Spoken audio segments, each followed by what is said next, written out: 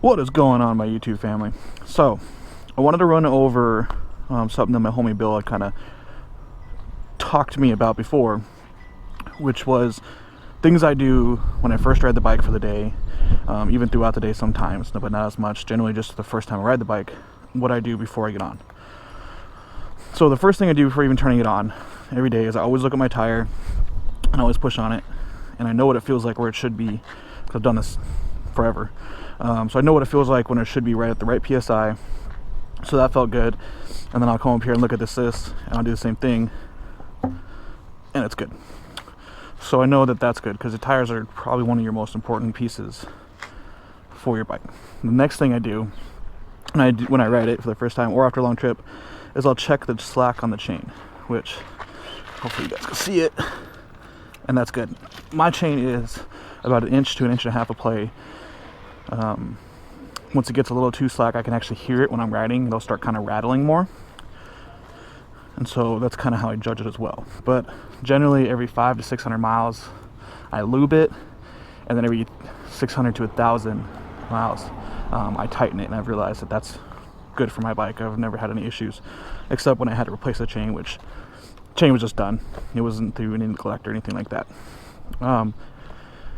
Next thing I do is I always watch the dash when I turn it on, and what I'm looking for is if anything seems off, that could mean that the battery's low or the battery's going to die or something like that.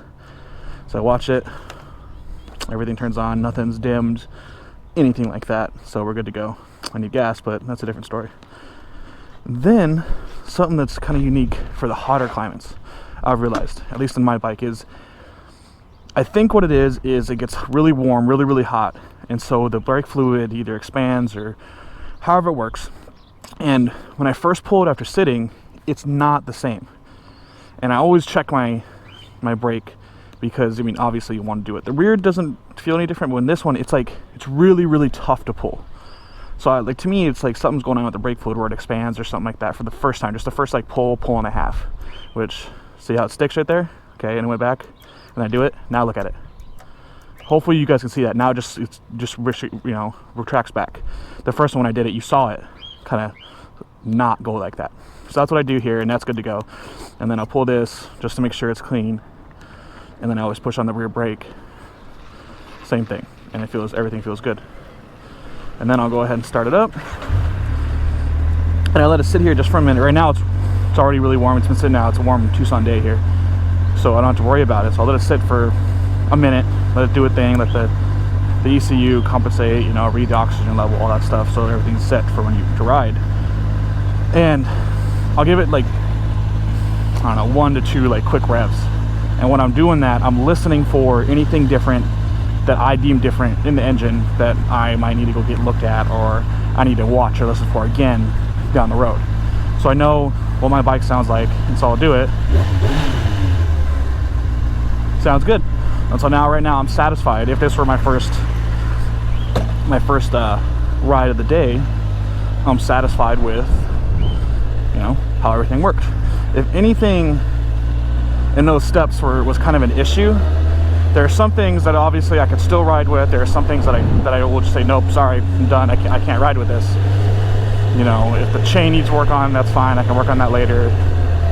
But the tires are messed up in any sort of way that I deem unsafe, I won't ride. And the main thing is like my brakes. If I'm not confident in my brakes in either of them, there's something wrong with that, I don't like the way it feels, or I'm gonna go to the shop. Because, one, the bike's under warranty and I take care of it, so everything's covered. But the brakes are the main thing.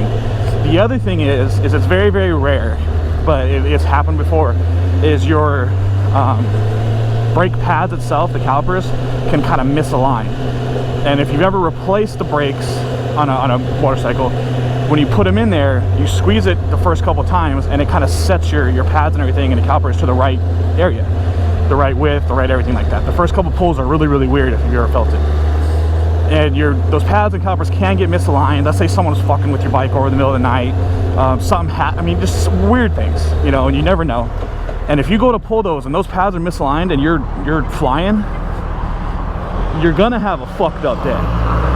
And I'll insert a clip here if I could find it. If I didn't, I couldn't find it, of this MotoGP rider that he had a speed wobble, and then he went to use his front brake, and what they said was the pads were misaligned, and it gripped it and shot him. So I'll insert that here, and I'm sorry if I couldn't find it. Sorry, you know, that's the way it is sometimes. I mean, it's as big a crash as you'll ever see. It's a 200-mile-an-hour section at the end of the straight. He loses control of the bike, and it's so like bad luck the way the bike flicked him. And at this point, as you can imagine, we all feared the worst. Really good, but this is what caused a crash. He's coming over the crest. That's 220 miles an hour. A massive tank slapper. What happens then? That knocks the brake pads back.